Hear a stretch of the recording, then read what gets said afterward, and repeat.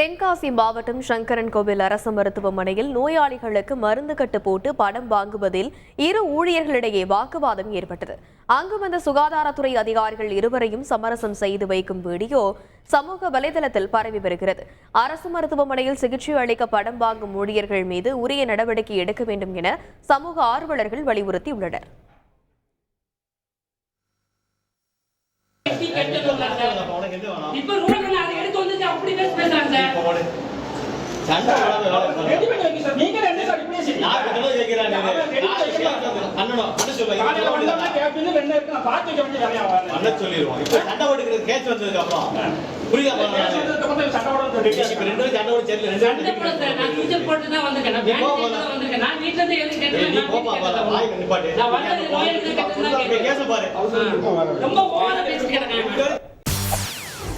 செய்திகளை உடனுக்குடன் தெரிந்து கொள்ள உடனே சப்ஸ்கிரைப் பண்ணுங்க.